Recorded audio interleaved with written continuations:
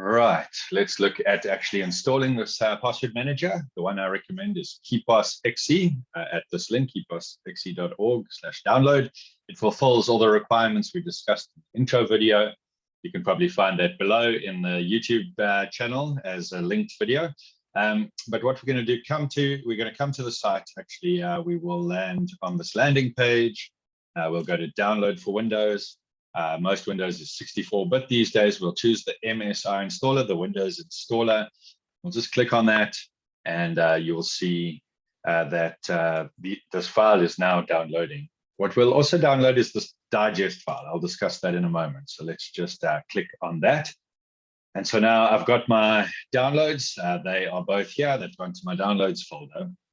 We're going to do this, and these are good things to get used to as you're learning to operate safely. The site has a section on verifying signatures. Because we're installing a password manager, the last thing we would want is that some hackers got in here and put their own version of a password manager in here in place of the real one, and you are now sending your passwords through to somebody, and you're less secure, not more. Let's go to verifying signatures. It's a very long explanation and detailed stuff, but we're just going to do a basic integrity check. We're going to do that just by simply following instructions line for line. You can open up Windows PowerShell. By doing that, you can go to the correct directory that you want to do this in. And then what you want to do, we're going to copy paste this very long command.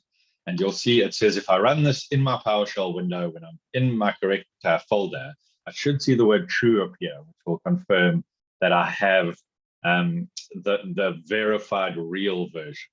It compares that digest file to the actual file, but not too much to worry about. Let's just copy that command there. We're going to press enter, and luckily I see the word true. Now I know that I've got the actual password manager file, not some hacked version. I'm going to click to open this file, which is going to offer me the ability to install it on my computer. And I click next. I accept the license agreements. I'm going to auto start because we're going to use this all the time. I'm going to create a shortcut on my desktop. I'm going to let it install in the default folder, and that should happen pretty quickly. There we go. It's not a particularly big package. It's nice and lightweight, and it gives me the option to launch KeepassXC.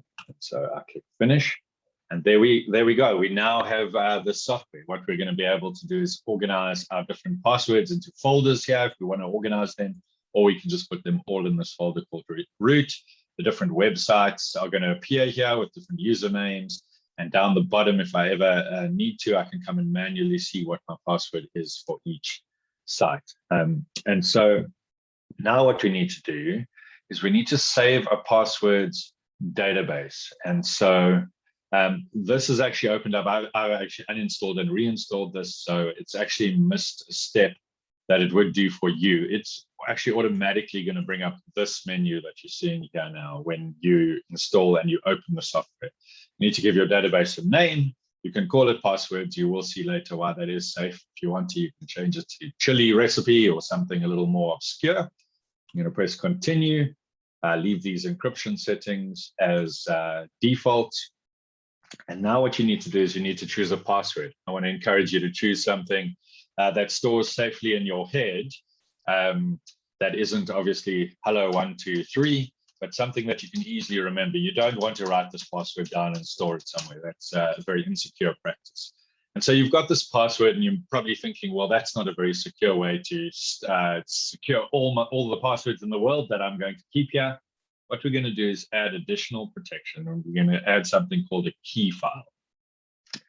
And I trust the software, and so I'm going to click generate. You could also make your own manually or import one, but it's now going to ask me to save this. So maybe I save it in documents. This is a key file. This is kind of a secondary password file that goes along with my database. So let's this time around maybe call it chili recipe, and maybe spell it like that.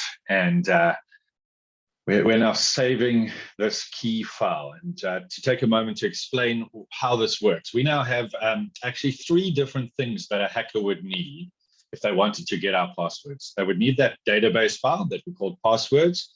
They would need to actually physically get hold of that file. And they would need the password that's in our head. And they would need this key file. This key file is basically just like probably about 1,000 characters, just randomly generated. that form a very long, very unguessable password. And so even if a hacker were to get any two of those three things, they would still need the third component to get into your database. And so this is what secures our passwords, having all three of these things, and one of them being in our head. So we can now click done.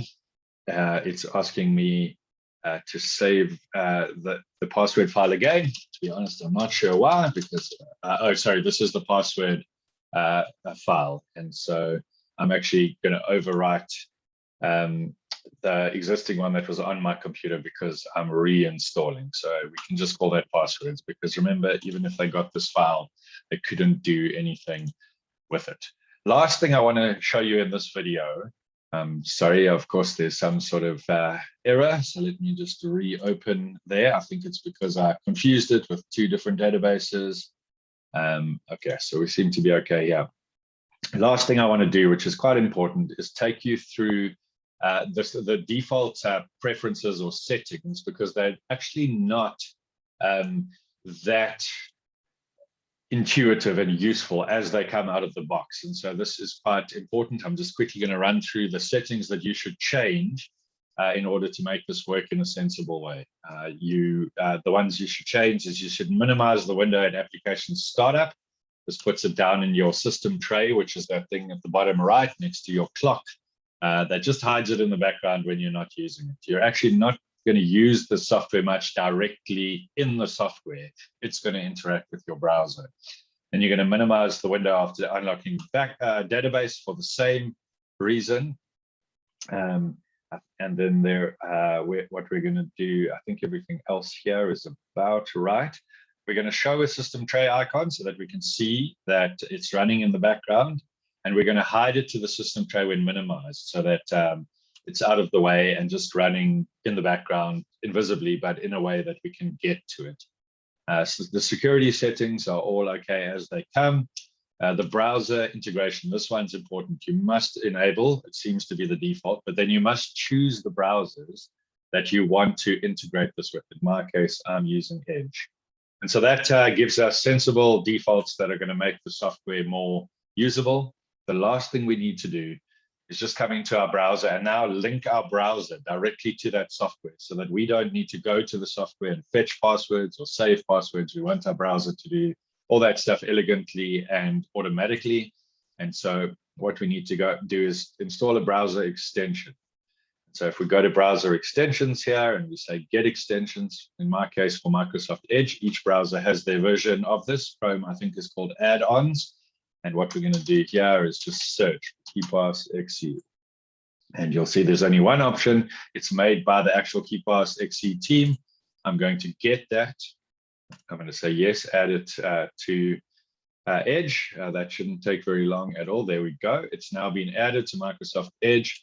And there's one more thing we have to do. We now need to connect this little extension to the actual software and the actual database we've installed on our computer. So we click here, we say connect, and we just once off give this a name. What is this connection for? And I'm just going to say Bruce Home PC Edge browser. You could call that whatever you want. You just do that once to remind you of what exactly the connection between the browser and your software is for.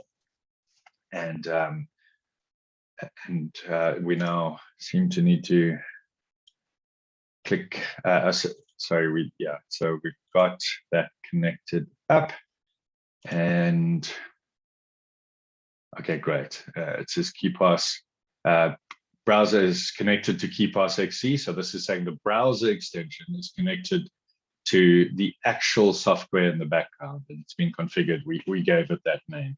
And that is really it. Now what's going to happen, I'll show this in my third video, which I'll release in a week or two, but you can now happily start using this. As you type various usernames and passwords into various software, you're going to get a little banner up top here that offers you the ability to save that into KeepassXC. And so behind the scenes, what's going to be happening is as you save various passwords, you're going to actually, they are going to be populating in your KeepassXC database. Let me just quickly call that up and kind of show you what I mean by that.